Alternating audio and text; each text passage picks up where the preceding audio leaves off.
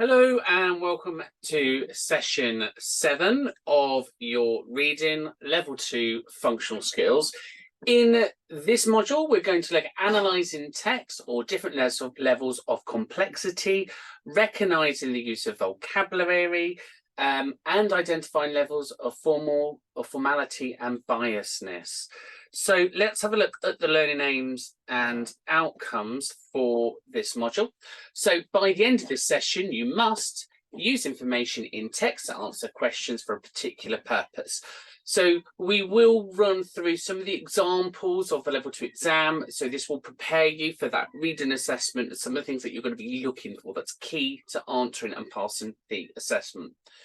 You should identify when not to use or when not to give an understated option when giving suitable responses, and be able to examine levels of formality, including recognising passive voices. Equally, recognise bias through a range of devices and methods, and you could give answers to questions that require an analysis or requires further information. So, analysing text and considering responses. At level 2, you're expected to understand and analyse a text, so a different document type, and use the information to provide an appropriate response. The sort of questions means that you have to understand information to answer another question. So, in other words, you have to get the bit before right to carry on answering. So the questions are kind of linked. So if you get the first question wrong in a group of 3 questions, what that technically means is you're not going to be able to get the grades that you need to pass. And that's why some people fail this assessment. It's not because they can't read, it's because they missed the first question, and therefore the questions after that are linked to the first question then appear to be wrong. You need to support your answers with evidence. So very much as what we've done in the previous assessments of the previous units. Remember, you have to reference the evidence that you're reading on screen and then do that comparison or that analysis or that compare and contrast, or whatever it's asking you to do. And you must make clear your choices when considering the text. So if you pick text, so if there's 3 texts on the screen, 3 different pieces of evidence, you have to justify why you picked that text. Okay, so hopefully that all makes sense. So typical questions then look like this. Your friend thinks that flexible working is a good idea. So here, use document 2 to say whether or not you agree. So you would then start off by showing an understanding. Remember, you get a mark if you show that you've understood the question. So you could say, for example, my friend has suggested that flexible working is a good idea. Using document 2, I can agree or disagree with this. And then because. And then use some quotations from the text and then your thoughts. Okay, so that's how you build your answer. Your friend wants to apply for work experience, use document 1 to advise what you should do. So again, looking at that, you would rewrite the questions. My friend has suggested that I apply for work experience. Using document 1, I will explain the following. And again, your friend believes that aids don't work. So again, rewrite that question. At the bottom of the question, you need to analyze all 3 bits. So you're going to bring the documents together, or you might compare a document and say, therefore, I've chosen this document out of all 3 because. Okay, so how to tackle questions. You need to support each answer with clear information. So very much as we've been saying all the way through this assessment, very clear and concise. Are there any facts or figures that you can back this up? So it becomes factual and not your opinion. Remember, they don't want your opinion in any of the answers. They want you to use the evidence that's on the screen to prove that you have read it. They do not want you bringing in your ideas. Remember, these questions are not about what you know. See, it's there. So in this question, your friend believes that aids don't work. Use information from document 3 to change her mind. You need to find the evidence that aids do not work in that document. Okay, so you must use the documents it's referring to. So there are lots of practice assessments online that you can practice. Have a go at those. But again here, let's have a go here. Your friend thinks that a new shopping centre is only a retail's destination. Use text A to explain what else the shopping centre can offer. So here, what we're looking for in text A is something to prove or disprove this. So your friend thinks that shopping centres is only a retail destination. Use text A to explain why. So you'd look at text A and you would try to find out why.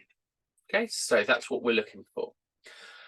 If we think about formality, when you need to recognise the level of formality in a text, look for 4 sentences and then put them in order. So you've got 4 sentences on this screen. What you need to do is we put them in order of what we think is the most formal down to the least formal. And the most formal lot of text are those that are evidence-based, those that are factual, those that have some figures or dates in, is normally the most formal. And then we go down to an opinion or maybe something that looks biased. Okay, so when we look at these, we have to think about, is that formal or is that informal? And if it's formal, then we've got facts and figures. So if we look at statement 2 there, we might go, well, statement 2 is well written. It's got some difficult text in there. It's a really long sentence because, again, if you look how much writing's in there. You've got gastronomy in there, so looking at keywords that maybe you might need a glossary to understand what that is. And you've got dates, so giving it a bit of factual evidence. So to me, that one I think would be the top one. Then if we go just underneath that, the modern gastropub is a pleasant, memorable experience with lots to enjoy there. So again, possibly a bit more factual, a bit more opinionated, linking on to number 2, so that might be the next one. Then if we think about the least, so we've got number 1 and number 4. Number 1 still has a lot in that sentence compared to number 4. So I would probably argue that number 4 is the least formal out of all of those. The restaurant's okay. Fine, that's your opinion. I wasn't allowed to smoke. Okay, fair enough. But I think then if we go, so 2, 3, 1, 4 is probably the order there. Kids are more present at the restaurant these days. So again, looking at that, that's probably where we're at. And there you go. So you can see there, most formal, as we said, the one with a long sentence, a bit more complex, be a bit more complex. So here you can see you've got a passive voice, technical vocabulary, as we said, a long and complex sentence. You've got dates in there. You've got more formal with long words, complexity, first person there. Some colloquialism language. And again, down to your last one where it's very short. Okay, so features of formal and informal language. So if we look at formal language, we're looking for longer sentences and technical words. Okay, so if it's a well-constructed sentence, it's got some difficult, complex words in it, it's probably much more formal language. It avoids things such as it cannot. It avoids. It has third person, so it's more factual in the way that we talk. So first person is kind of things like I, we, you. So it's more personal. Third person is much more of an academic style, so that's kind of thinking there. We'll avoid cliches, so it'll avoid things like sold extremely well, or I don't know, pigs may fly, or mind you, that could be seen as sarcasm. But again, it'll avoid that kind of writing and avoids using second person pronouns, use ones, the reader or the readers, etc. And if we look at informal language is a bit like English slang. So the colloquialisms there. So a colloquialism is like a regional thing. So, for example, we say children, but if you want to abbreviate children, you might say kids, if that makes sense. So instead of man or male, you may say guy. So yeah, a colloquialism is a short abbreviated, it's a bit slangy. Again, avoiding the second person cliches, direct addressing, commands, active voice, and short and simple sentences as informal language. So if we're writing formally, more structured, longer sentences, informal, shorter sentences, colloquialisms, cliches, and a bit of sarcasm. So let's look at some features you may not have encountered before. So we then have passive and active voices. So the active voice is the most common way of speaking English. The active voice, here's an example. He designed many classic cars in the 60s. A passive voice, many classic cars were designed in the 60s. So active voice makes it sound like it's contemporary, it's now, it's kind of relevant to now, where the passive voice is very much kind of referring to the past. So many classic cars were designed in the 60s. So in the passive form of the object, move to the start of the sentence because it's often more important than the subject. It is often seen in formal writing, particularly when the process is involved, e.g. the engine is started or then coal is added. So there on the active voice, you can see the subject, you can see the verb here is in the past tense, and the classic car is the object. So in the passive voice, you've got your object, the verb to be in the past tense still there, and past from particular of the verb. So this one, it's all come up at the same time, but again, just to give you an idea of active and passive, a key is used to open the gate, that's passive. Michael donated his match fees, active. So you can see there the structure of active and passive voices. Remember, we also have direct commands. So direct commands looks at informal language. For example, buy now, pay later, change your lifestyle with a low carb diet, go to Spain and see. So you can see it's telling you to do something, where formal language avoids that. So examples might look like, please refer to diagram B. If you prefer, you can sell your car. So can you see how that's slightly different to the way it was written in the informal language? If you so if you prefer, you could sell your car through Auto Supermarket, and visiting Turkey is a delight. So far more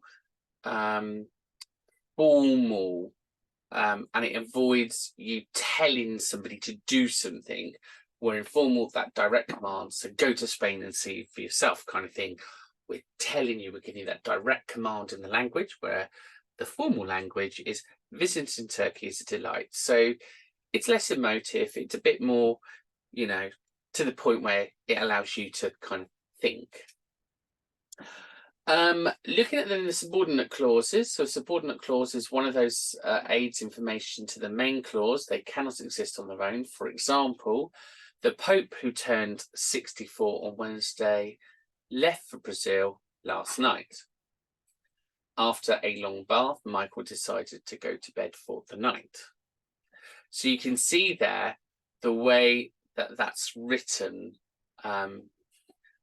and what we're looking for there for a subordinate clause, it's one of those adds with the information to the main clause. So another way to explain the subordinate clause, it's also known as a dependent clause. So in a group of a word, it's a sentence that consists of subject with a verb, but it doesn't need to express a complete through and cannot stand alone as a sentence. It depends on the main clause, also known as an independent clause. So to give it meaning, the subordinate clause are typically connected to the main clause using subordinating conjunctions like because, although, when, if, etc. For example, if in the sentence, I stayed at home because it was raining, because it was raining is the subordinate clause. It's adding information to the main clause, which is I stayed at home, but it cannot stand alone as a complete sentence, if that makes sense. So because it was raining isn't a sentence. However, I stayed at home because it was raining is a complete sentence. But because it was raining is the subordinate bit because it's the information saying why I stayed at home. Hopefully that makes sense. Good. So subordinate clauses turn simple sentences into a complex one and often identifies as formality. Okay, so now you're going to try the activity in Canvas. So if you want to now pause this, go to your Canvas account, try activity 1, and don't forget that underneath you've got the worksheet with the answers. And when we come back, we can look at what is biasness. Great, so pause now and have a look. Good, welcome back. So what is bias in writing? Bias in writing is when a writer leans towards one side of an argument. So really pretty much no different in writing as what it is verbally. If I'm all one-sided, I'm biased towards that one argument, if you like, or debate. So biasness can be slight to extreme, again, in the everyday world. So when studying inference to English, before you have encountered these features, so imagine, repetition, euphemism, sarcasm, the speech marks, or use of pronouns can all be seen as biasness in writing. They can be used for bias too. So look at the sentences and describe how these features are used to add bias to the text. So the bias of any good education is science, science, science. So that's repetition, isn't it? We're saying the same thing over and over again. So it's a bit like, come on, I'm telling you this over and over again. The Prime Minister, Prime Minister Smith, or Silly Billy, as I call him. So, you know, that's a bit of sarcasm there. The England team, commas, is sure to win the World Cup. So because it's in commas there, we're stretching on that word, kind of really making it stand out. So that's sarcasm there. So you can see there within sentences how just within the writing style, you can pick up biasness. Other ways we can detect biasness is when we read things like exaggerated language, use of headlines or headings, helping or hurting, one-sidedness, or self or third-party interest. So exaggerated language, when we look at exaggerated language, so ignorant motorists who will not admit to the reality of climate change, carry on driving anyway, spewing their filth and danger into the air. So look at the example. How does the writer show his biases through exaggerated language? What are the extreme words that he used to do this? So here, ignorant motorists who will not admit to the reality of climate change may carry on driving everywhere, spewing their filth and danger into the air. So I think we're kind of looking at that bit, aren't we?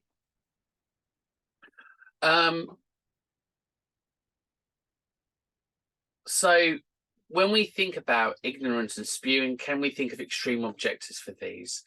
So objective and extreme objectives. So for example, when we say I'm hungry, that's an adjective, but extreme example is that I'm starving, I'm famished.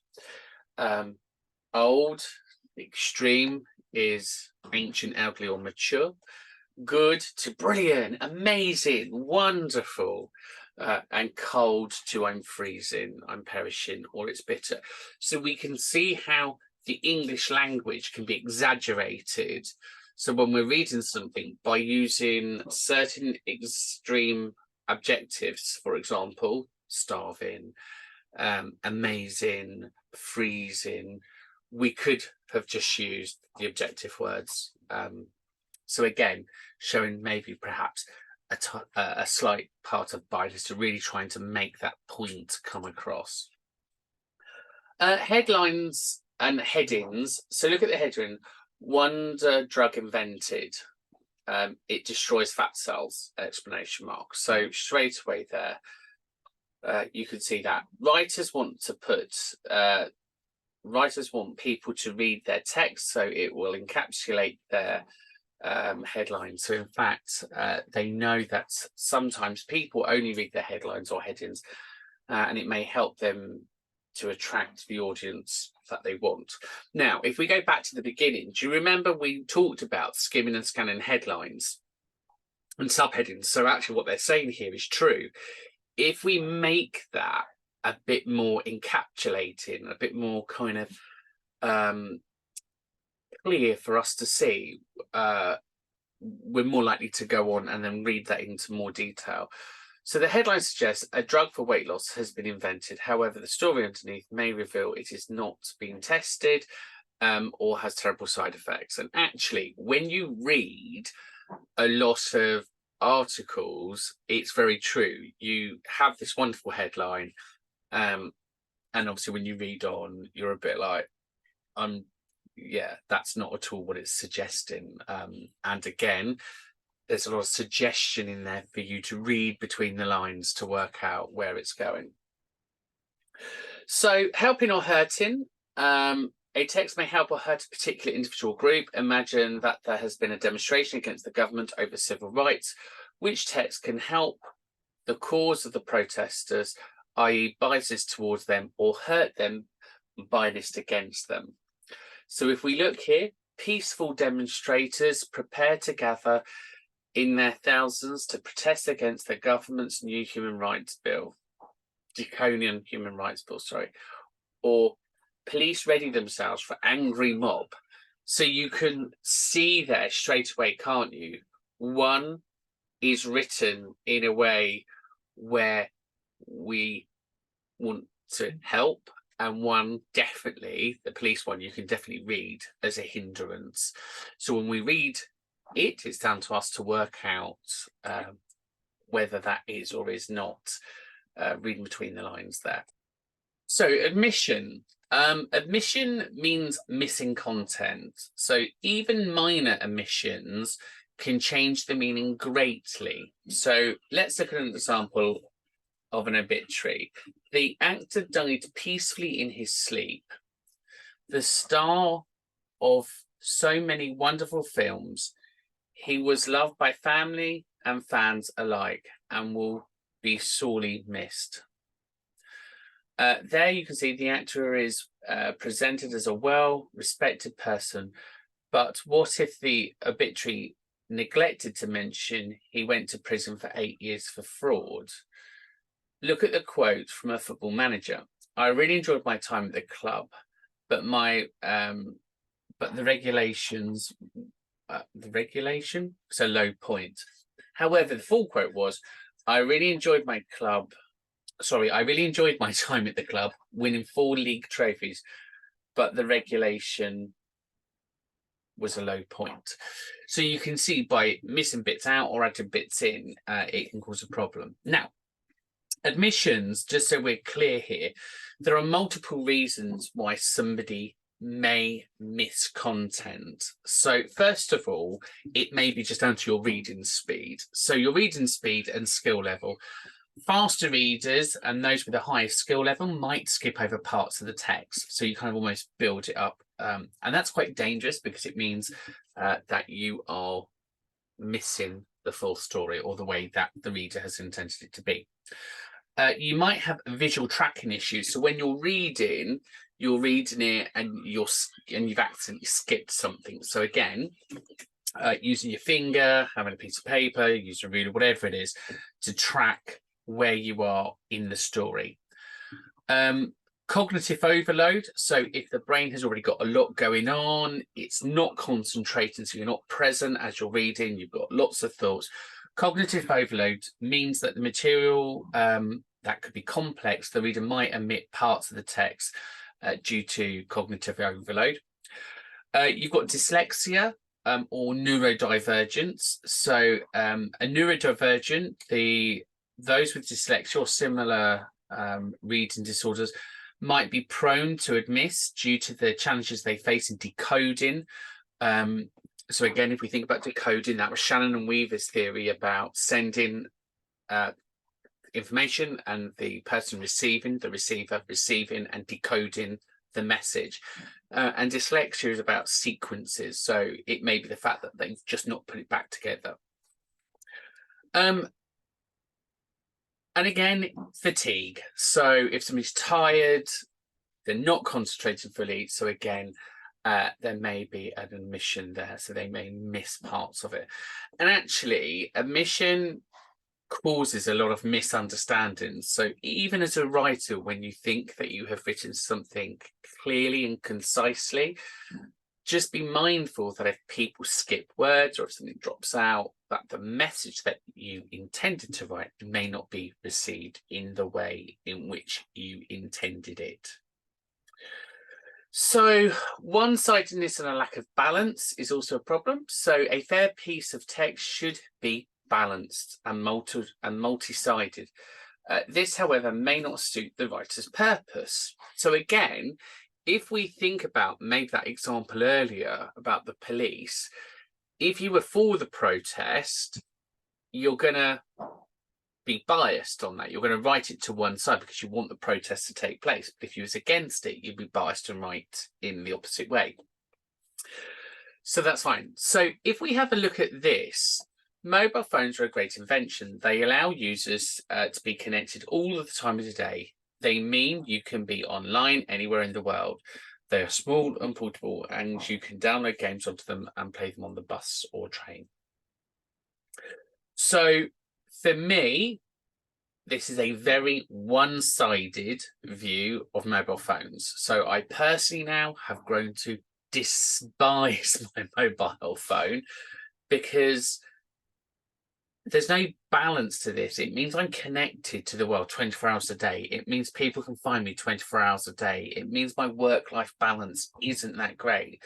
So actually, when we read this, this is all about pushing and selling the mobile phone. It's not very balanced, is it? Because there's no downside to this. Nobody's gone on to say, well, actually, look, mobile phones are a great invention. They do allow us to be connected. They do allow us to be online in the world. They are small and portable, and yeah, you can download games. But the downside to this is, children are connected. It's now easier to bully people. There needs to be a lot more rigor and responsibility around them, and that would be a much more balanced piece of work. So when we read something, we need to read it responsibly, and we need to kind of work in our minds, that's not a very balanced view. And if it's not a balanced view, then actually, is it one-sided, and is there a reason for that? Oh yeah, so look, you can see here, there's no balance here. A balance article might ask if it's good to be connected 24 hours a day, or if always being online is healthy. Good. So self-interest or third-party interest, you might be suspicious of this article. So let's have a look at that. New treadmill to maximize your fitness. A new running machine has been devised that not only improves your fitness by 22%, but also is much greater, gentler on your knees and other joints. The Runomax 9000, there we go, is relatively known at the moment. It can, but is set to take the fitness world by storm. The designer, Alan, introduced the machine to a large, excited crowd at the Fitness Tech 2019 yesterday. So what do we think about this? What do we think about this? Do we think this might be one-sided? I think when we read this is somebody that's probably invested. This is somebody that's pushing the product. And, you know, you've got quite long sentences there. You've got some percentages, so it's quite formal in that point. But the text looks to me like it's been written by somebody with a vested interest. The article sponsored by the company. So again, you've probably got biasness there. Oh, yeah, because obviously you can see it's sponsored by the company. So ultimately, there's no third party involvement here, is there? This is just somebody telling us about a product, and we're blindly meant to accept what we're being told. So again, very biased. There we go. And then there you go. It says to you there, the text may be written by somebody with a vested interest. So just be mindful of that. Good. So now let's see how much we've learned through this. Let's now match the texts to the features on the right-hand side. So if we look here, a chairman of a Rolls-Royce, I should know this is our best car yet. So as the chairman of Rolls-Royce, I should know this is our best car yet. What do we think of the features? So on this side, where would we go? And I think we're looking at probably self or third party. There we are. People were beyond trembling with fear during the ordeal. People were beyond trembling. What do we think? Do we think that might be an exaggeration? Oh, giving the next one away. Double push. Okay. The unlikable singer, age stage 3. There we go. Complained all night. It is thought Parliament will push for the mandate tomorrow. So it's thought that Parliament will push for the mandate tomorrow. What do we think? Oh, that one hasn't come up. I think we're looking at one-sided on that one. Yes, I don't know why that line hasn't come up. The captain said all problems were resolved immediately. So that's an omission. We can't visit there again, pal. We can't visit there again, pal.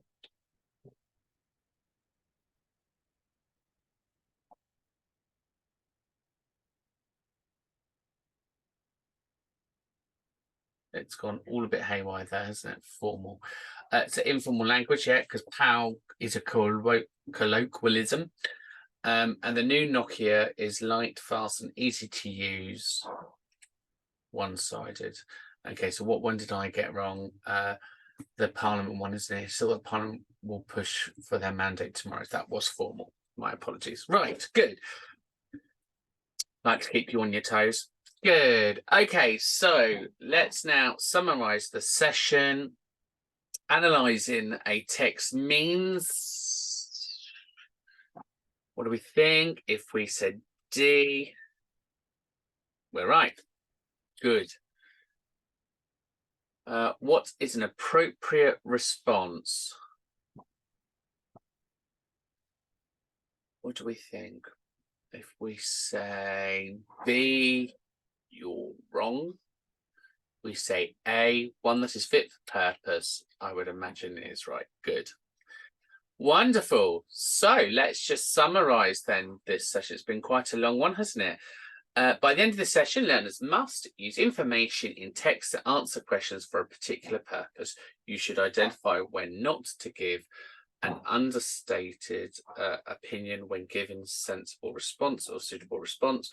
Be able to examine levels of formality, include and recognise some passive voice and subordinate clauses, and recognise biasness through a range of devices and methods. You could give answers to questions that require analysis and suitable response with clear information. Remember to do your knowledge check.